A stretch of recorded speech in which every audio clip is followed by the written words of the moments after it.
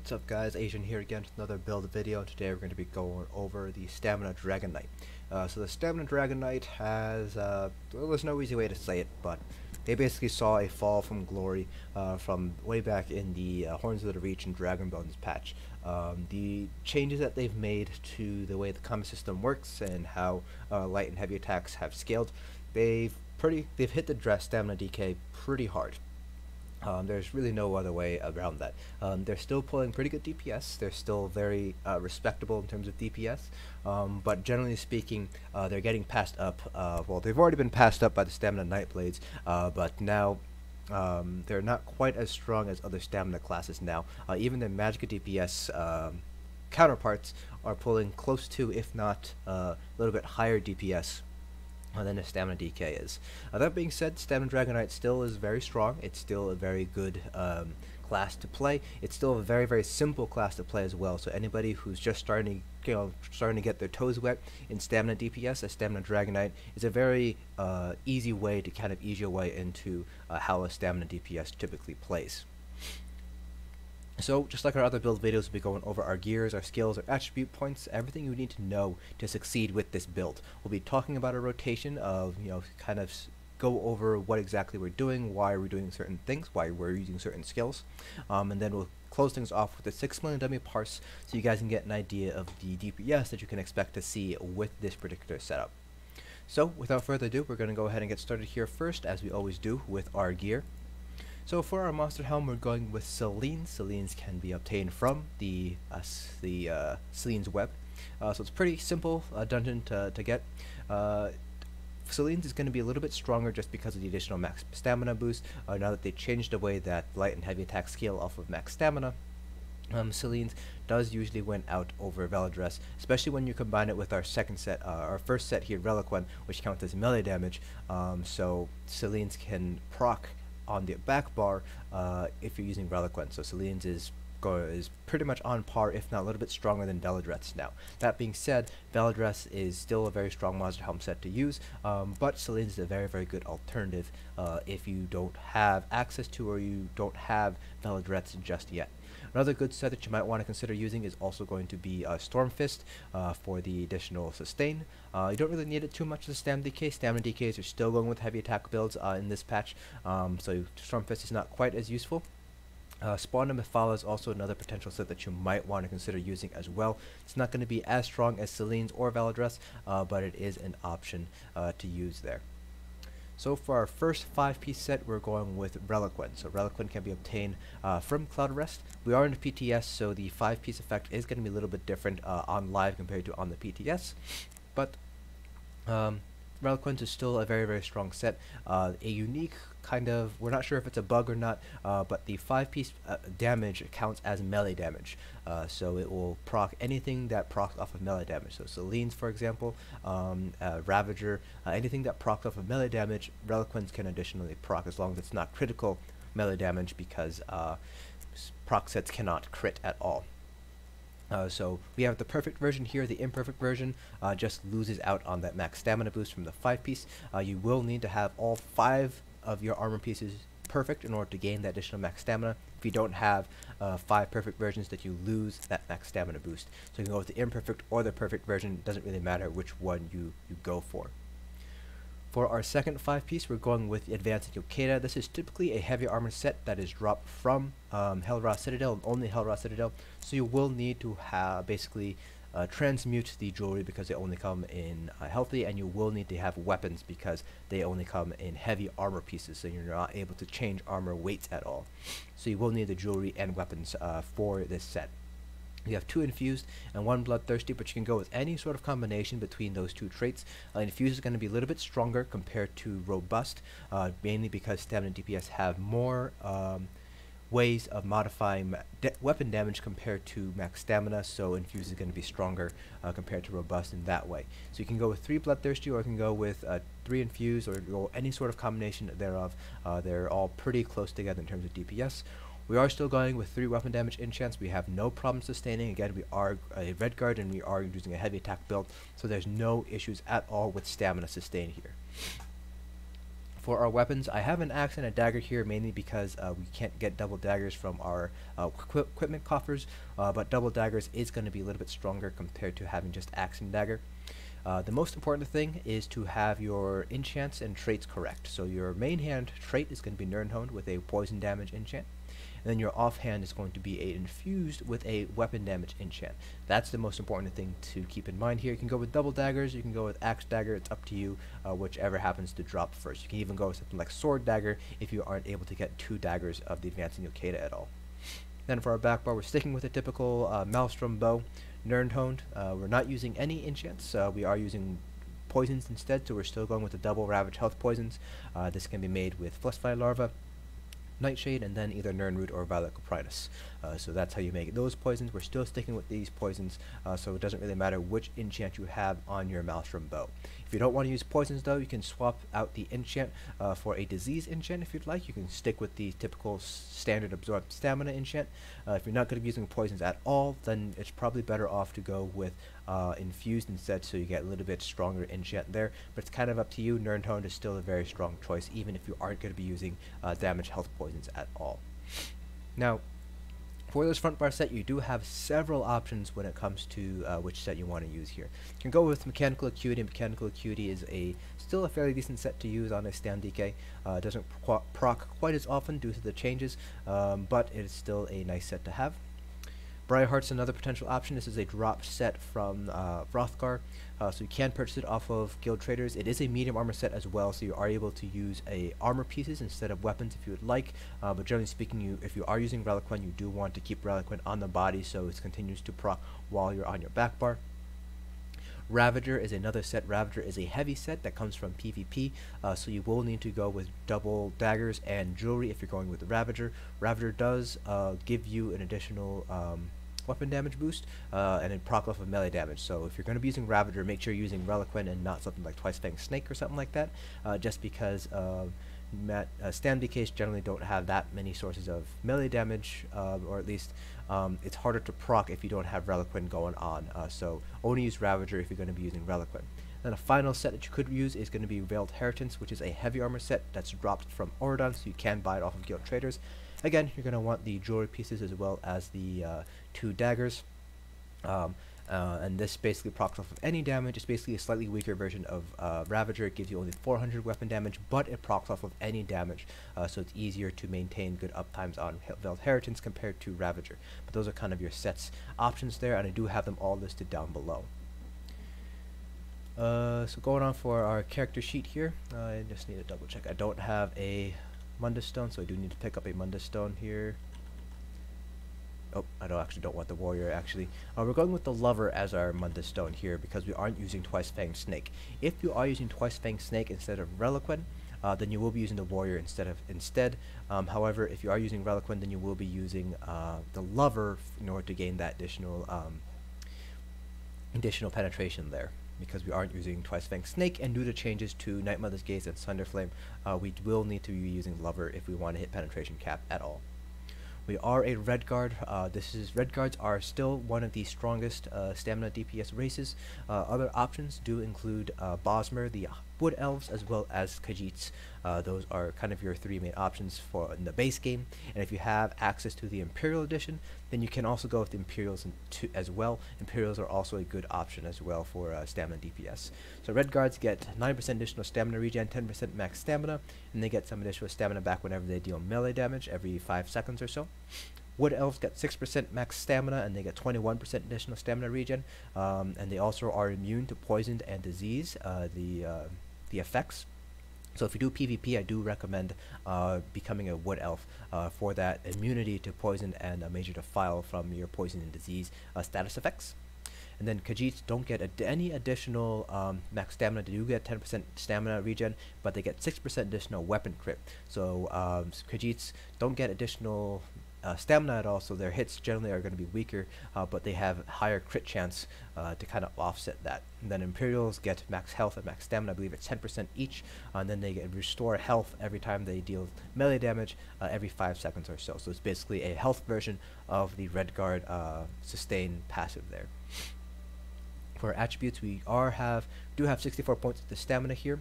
We do have one heavy piece. Our shoulder here is a heavy piece. We do have a max stamina enchant on it, so everything is max stamina. We don't have any health bonuses at all. They're all divines. So, and we do have up very close to 17k health, so we're able to put 64 points into stamina. If you want to put a couple points into health, by all means do so. That'll help improve your survivability. Survivability is very important for endgame DPS. You can shift a couple of points from stamina into health. I wouldn't really put any more than maybe like 4 or 5 points into health. At that point, at least in my opinion, you're giving up a little bit too much in terms of max stamina. We already talked about the Mundus Stone. If you're using the Lover, then you're using Relequen. If you're using Twice Fang Snake, then you'll be using the Warrior instead, because Twice Fang will give you the penetration you need to hit the penetration cap. And we are using Blue Foods. This is max health, max stamina. We don't need to use Dubious Comoran Throne because, again, we are going with the heavy attack build, so we don't have any problems at all with sustain. So now going over our skills. For our front bar here, we have Flames of Oblivion, Venomous Claws, Noxious Breath, Rending Slashes. You can go with the other morph, Blood Craze, if you would like for the additional heal, and then Deadly Cloak. And then for our ultimate, we have Flawless Dawnbreaker. Just like all of our other stamina DPS, we're not using this at all. This is mainly here for the weapon damage passive boost that we get. Then for our back bar, we have Poison Injection, Razor Caltrops, Endless Hail, Rearming Trap, and Molten Armaments. And then our primary ultimate here is going to be Standard of Might. So Flames of Oblivion is kind of our flex spot here. You can replace this with something like Vigor if you want the additional heal. It's kind of up to you how you want to play around with that. So the only real ability that I would consider slotting in place of Flames of Oblivion would probably be Vigor, or if you are doing trash pulls, you can replace it with Steel Tornado instead in order to gain some additional AoE damage during trash pulls. It's kind of up to you how you want to deal with that, either Steel Tornado or Whirling Blades. So for our champion points, we have 250 points in each of our 3 different constellation types. So starting with our green CPs, we have 75 points Mooncalf and 75 into Tenacity. That leaves 100 points which you can put into the remaining nodes however you'd like. Depends on the passives you want, as well as any sort of specific trials you're running. For example, some trials you might be dodge rolling more often, so you might want to put more points into Tumbling. But I have 40 into Shadow Ward, 31 into Tumbling, and 29 into Warlord. Now for our blue CPs, I do want to talk first about Piercing. So this particular build is optimized around having all of our debuff sets active. So Alkosh, Infused Torx Crusher, we have Minor Fracture from either Sunderflame or Power of the Light. So we have 16 points into Piercing that way. If we're missing any of those debuff sets at all, then we might need to put more points into Piercing. So for example, if we don't have a Stamplar in the group, then we're going to need to add 1320 additional penetration, so we'll have to add points into Piercing. And so on and so forth. Typically speaking though, if you're missing something like Alkosh, you're going to be running Twice Fang instead of Relequen. So there's a lot of different ways you can get up the penetration cap. So as long as you're hitting that penetration cap of 18,200, you're fine. You're going to be fine. If you do need to put more points into Piercing, however, you can drop Precise Strikes down to 56, you can drop Thaumaturge down to 56, and put those points into Piercing. And if you do need to continue to put more points into Piercing, Mighty can also be dropped down to 56. And then you can take points out of Physical Weapons Expert and put them into Piercing if you do need to put even more points into Piercing that way. So for this build, we have 64 Mighty, 16 Piercing, 61 Precise Strikes and Thaumaturge, 40 Master at Arms, and 8 into Physical Weapons Expert. Alright, so now that we've gotten all that out of the way, let's go ahead and talk about our rotation. So our rotation is very static. There's really not that much to talk about with our rotation besides how do we do it. So starting off with our back bar here, obviously you want to start off with buffs, so make sure you have Molten Armaments up, you have Deadly Cloak up, you have Flames of Oblivion up. Then you just want to, I like to start off with Rearming Trap, start off with your potion and open with an ultimate. Then you want to do, we have a little bit of lag there, so I'll do it again, so it's a little bit cleaner, smoother I should say. So basically what you're going to want to do is you're going to want to start opening up with your Endless Hail into Caltrops. If you need to put Rearming Trap, put that down. If you need to rebuff with Molten Armaments, buff up with that. And then if you are using your ultimate, you use your ultimate then, and then you use Poison Injection. So Poison Injection is always going to be the last skill you use on your back bar there.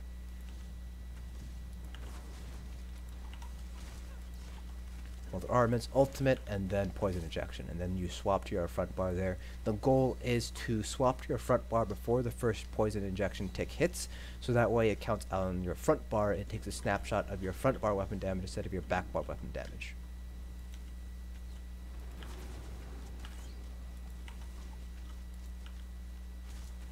So we are having some lag issues here, so let me see if I can figure out what's going on here. Might just be the PTS.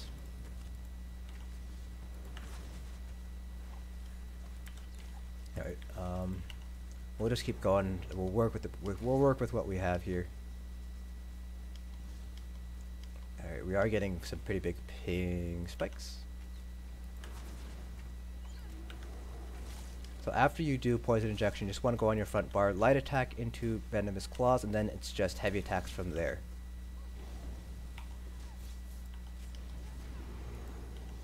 The last ability you use is typically going to be either Deadly Cloak or Flames of Oblivion. I prefer to go Flames of Oblivion as my last ability.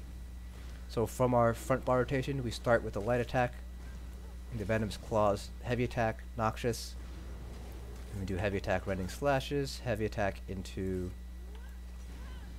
Deadly Cloak, and then light attack into Flames of Oblivion, depending on the specific timing left. So for instance, you only need to reapply Molten Armaments every second time you're on your back bar. So if you have to apply Molten Armaments, you will not have time for 3 heavy attacks. You'll have to do 2 heavy attacks instead. Some people like to do 3, other people like to do 2 heavy attacks usually. So what I prefer the 3 heavy attack rotation.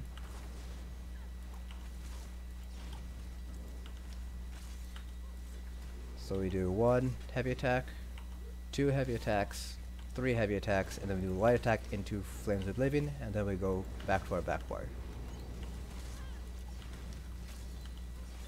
And then again we do 3 heavy attacks. So 1, 2, 3. Then we do light attack with Flames of Oblivion.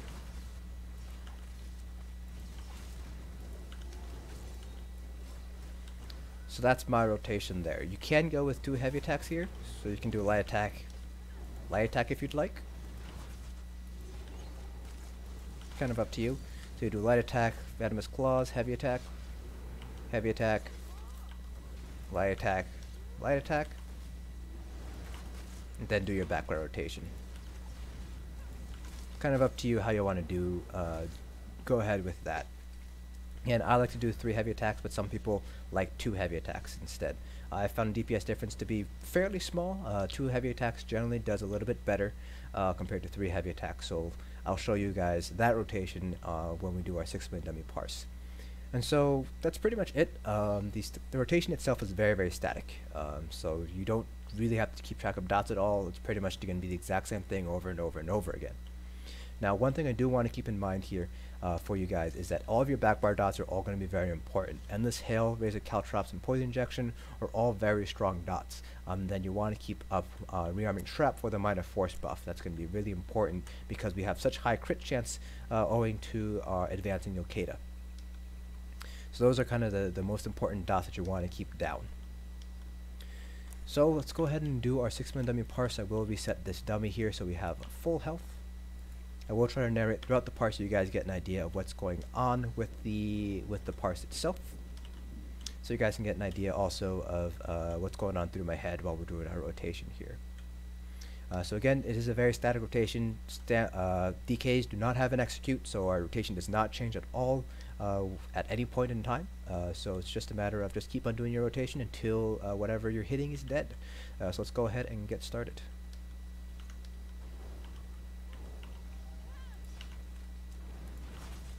Oops. So I did mess up that rotation, but it's not a big deal. So we'll do 2 heavy attacks, light attack, light attack.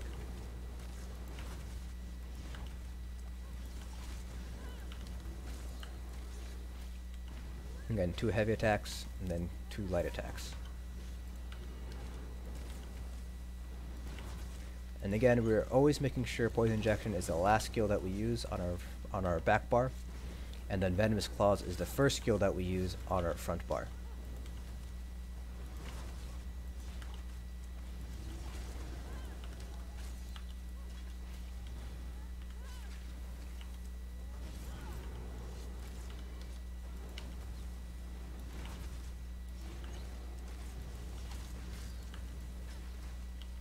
So as you can see here, it's a very, very static rotation.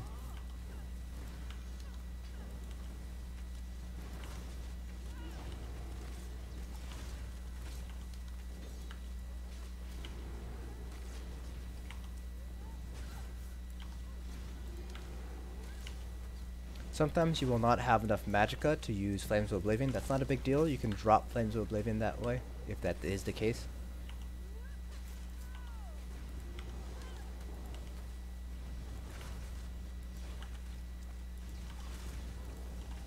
Remember, we want to use Ultimate and then Poison Injection. Poison Injection is always going to be the last skill that we use while we're on our back bar.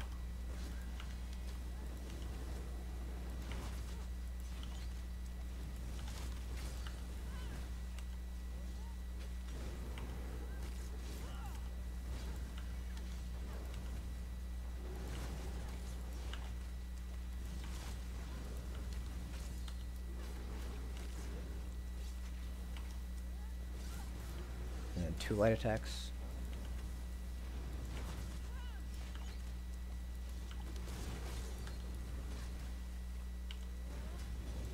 Alright, and there we have it. That is our entire rotation there. So let's go ahead and take a look at our combat metrics report. So we pulled 45.6k, so very good overall. So we can see here that we are missing penetration. We are using the Lover because we're not using Twice Fanged Snake. So Relequen, very, very strong set here. It is a proc set, so it can't crit at all, so our max weapon crit value here doesn't really matter too much. But you can see here that it's pulling pretty much toe-to-toe with Endless Hail here. So it's very important to maintain our Relequen stacks. That's why it's on our body, so we can maintain it at all times. And you can see here, this is why Endless Hail and Razor Caltrops are both very important to maintain. They're just very strong dots. They always top out of our DPS. About 20% or so of our DPS are coming from Caltrops and Endless Hail. And Venomous Claws, it's a very important dot to maintain because it is pretty strong here. Poison Injection, well, even though it's not very high on our DPS list, towards the end of the fight, that's where the big ticks start to happen here. You can see a max hit of 15k, so that's really the strength of Poison Injection. That's why you want it there at all times. And you have Selene's, so the max is boosted a little bit by Bloodthirsty, so that's why the max is a little bit higher than our average. Then everything just kind of falls down from there, and it's very important that we keep Minor Force as high uptime as we can, so 100% here, so we maintain our 91% crit damage boost. So that's pretty much it for this. So we take a look here at Berserking Warrior. It has an 80% uptime on the full stack, which gives us 2,000 additional weapon crit, which ends up bringing just under 10% additional weapon crit. So you can see here that our mean weapon crit chance was around 67% or so, 67.5%, while our max was 70.3%. So Berserking Warrior is pretty strong here. Unfortunately, this is probably the highest you're going to be able to get with a stand decay, around 80% or so. Just because there's no real way of breaking our back bar rotation. The duration of Berserking Warrior is 5 seconds, and we're on our back bar typically for around 5 to 6 seconds. So by the time we swap back to our front bar, we lost all of the stacks of Berserking Warrior. So that's kind of a downside there. So Ravager is going to be a little bit stronger than Berserking Warrior here. I believe I have a piece of Ravager here, just because of the weapon damage boost. Stam DKs do not have any sort of additional crit damage built into their passives, unlike Nightblades and Stamplars, where they do have an additional 10% crit damage built into some of their class passives. So generally speaking, crit chance isn't necessarily going to be quite as strong compared to weapon damage. So Ravager is going to be pulling about the same, if not a little bit higher than Berserking Warrior on his stand DK, just because we aren't able to make full advantage of the additional crit chance that we get from Berserking Warrior. That being said, the difference is going to be very small between them, so you can go with either one of them, whichever one you happen to get first. Ravager can be purchased, so that's kind of an advantage on Ravager's part, but advancing Yokeda is a lot easier to get the gold jewelry because all you have to do is run Vet Hellrot Citadel in order to get the gold jewelry there. So that's it for this video. Hope you guys found it informative. If you guys have any questions or comments at all about this build, feel free to leave them down in the comment sections below, and I'll try to get back to them as best I can. So that's it. Hope you guys found this video informative. I will see you guys in the next dungeon.